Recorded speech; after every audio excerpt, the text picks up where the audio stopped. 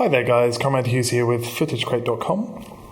Today we're going to be going through in DaVinci Resolve Lite 11 and showing you how to do primary and secondary color correction on a series of shots here from a documentary that I've been making a trailer for and doing some stabilization as well, all within Resolve. So the first shots we have here, there's this shot here of the sun falling through the gaps in what looks like a castle.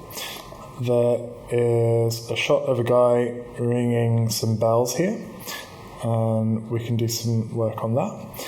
There's this lovely silhouetted bell tower being rung over the sky, and finally there's a shot here just of a chap walking through a room which is looking very yellow to me. So we're going to first of all look at this shot here. Now the first thing you want to do is hit Control Shift or Apple Shift W, and that's going to turn on your vector scopes.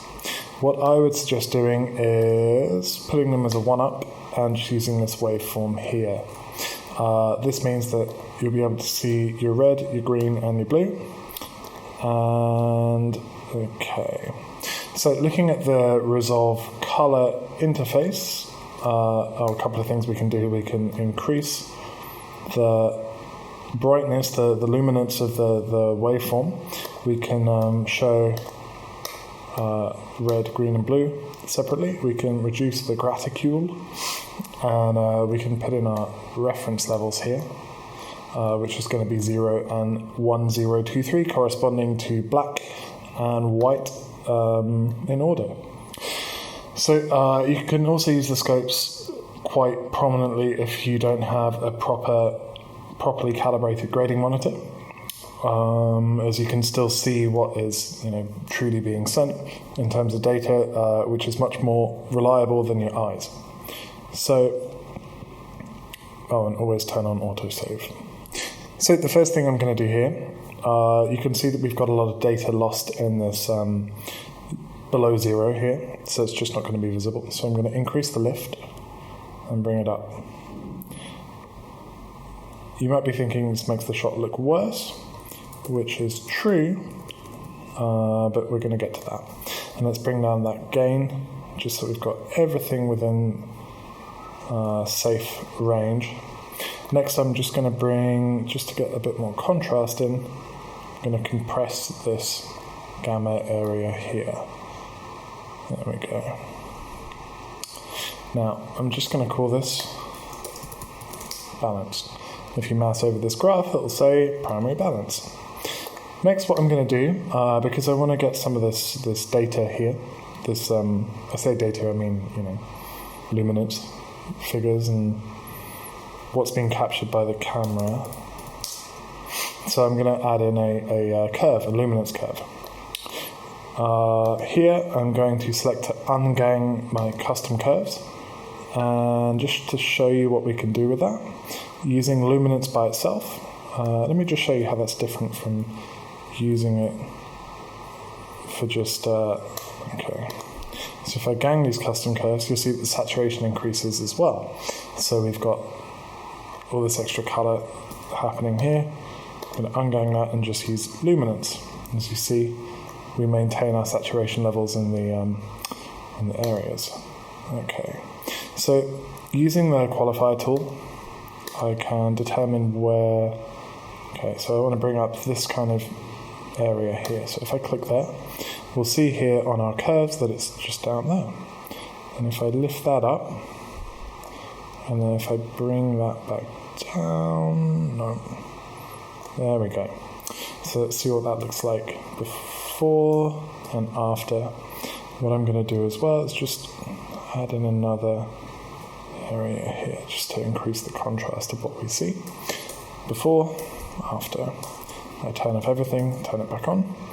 Cool. I'm pretty happy with that, but I'm just going to smooth this out a little. Just bring it down. After. Okay, I'm happy with what we can now see here. Okay, so final thing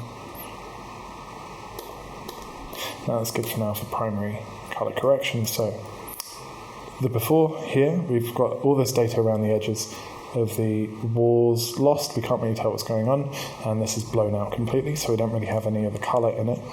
And after, we can see a little bit more orange in the sky, especially around these edges here. We can do more with secondary color correction, but that's the tutorial following this. And around here, we don't have anything at the level of true black, which actually we should have, so just bring this down here.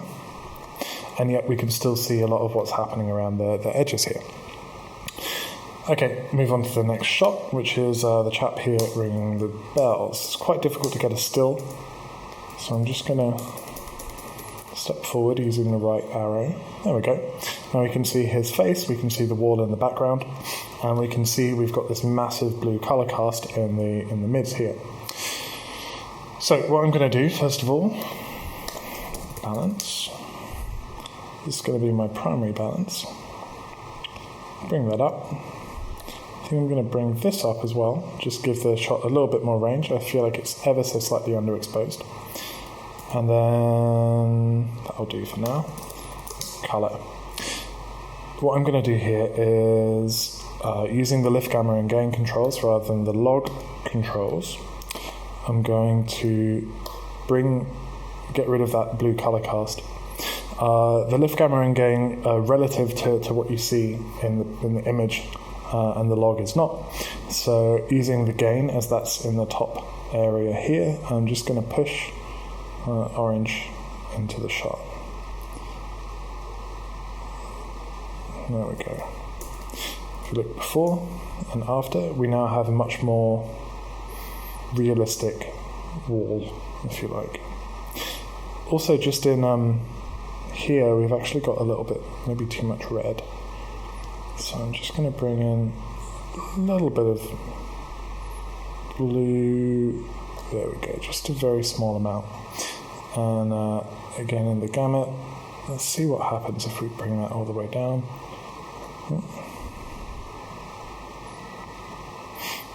Wait for that. And all the way up. So overly red, overly blue. We can try and get a feel for what looks right. In this case, I'm happy with, let's just reset that. A little too pink, I think, so a little bit of green. Now we have what I consider to be a nice neutral shot. We could also just stick a curve in there to bring a little bit of the contrast back. So this area here, bring that down, bring that up. You could call this a grade if you wanted to, but the difference between color correction and color grading is pretty thin, depending on what you want to do. I mean, if I was going to create this is obviously a grade, but here, let's just bring back in a little of that contrast that we've lost. There we go. And pretty happy with that shot now in terms of primary. So here's the before, and here's the after. We can, later if we want to, we can push back in some of this blue using secondary correction. We can remove this blue here. But for now, I'm pretty happy with that as a neutral shot, which is the purpose of primary correction. This shot here, let's look at our brightest area here. It's around 640. So I feel like pointing at the sunset, this area here is actually pretty good. It's pretty accurate. And let's see if we've lost anything at the bottom here. Not really. We've got a bit of red hanging out there, so we can maybe push a bit of blue into the shadows here. But again, it is a dusk shot, and I reckon this is just before the sky would turn blue. And if we compare this shot to this shot, then I actually don't really think we need to do that much. What I'm going to do then is just put it back to what I think the shot was intended to look like. And I'm going to do a little reverse S-curve. Bring in some of this data here. And bring down some of that there. So we've effectively put a little bit less contrast in, and we can resaturate that, not to something like that, because that's a bit too much, kind of puce, but about there. Now, in our looks, if we wanted to silhouette that, we could do so. We could do something like this. But for now, we're just going to return to a neutral grade. So the before and the after isn't very different. And we can just look at this brick here, see if there's anything else we need to do. Maybe the blue here just needs to go up ever so slightly. But to be honest, I don't think that's a neutral grey in the stone anyway, so we're good. Finally, this last shot here, we can see there's a ridiculous range in there, so let's see what we've got. There we go. So the camera this is shot on has captured quite a lot more than what's broadcast safe, so that's good in this case. But I feel like we shouldn't really have any pure white in the shot, except for maybe this reflection here.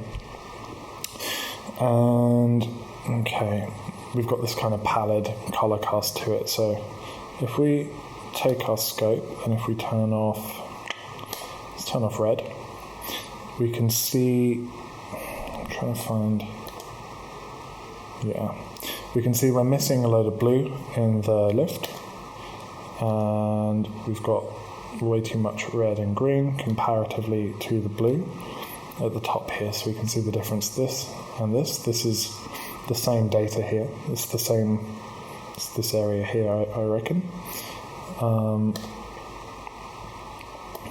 Let's see if we can turn, yeah. So what I'm going to do is work this balance out. So we've got an image that has a decent contrast to it but isn't blown out. And to double check that, we can just Shift and F and have a look at the full screen view. So before, after, next, I'm just going to add in maybe a little curve just to a little bit there, a little bit there, just to make it a little area in the room and put a bit more contrast in. I think I'm going to bring that down previously as well, just about there. Next we're going to get rid of that color cast. I'm just going to call this yellow, and we can do this with a curve by pushing blue. We get this kind of retro pinkish look here, or we can do it with, okay, I'm going to add some blue into the shadows until it's even with the green, and I'm going to push just a little, I think that's actually pretty good. We could add a bit of green, then it looks more pallid. Adding red is just going to look strange. If we add pink, purple, magenta, and the blue makes it too cold. Let's just reset that, and there we go. Push a little bit of pink in there, just, it's really personal preference. And we can see we've got a bit of differentiation between the skin tone on the guy's face here and the wall, whereas before it was all just this very pallid yellow. So while this might not be exactly what we want for the shot, this in terms of a neutral place to work with is good for me. I'm going to bring this down overall. There we go, because we do really have some true black in the scene. So that's 0 there, and it's pretty close to pure white there with this reflection. We could maybe use the log tool here, select our highlight range at about 765, and we could push that highlight up until we're happy that it's a pure white. Move that up a little higher. There we go, so now we've got that range back in. This log scale allows us to define our high range, so you can see that's the whole shot. And I was at 0.825 before. That's going to correspond directly to your waveform, which is why it's always useful to have open. And I'll call that highlights. So that's everything for now. That's primary color correction and how to do it. I've been Conrad Hughes, and if you like the video and share it, do whatever you like with it. Until next time, thank you very much.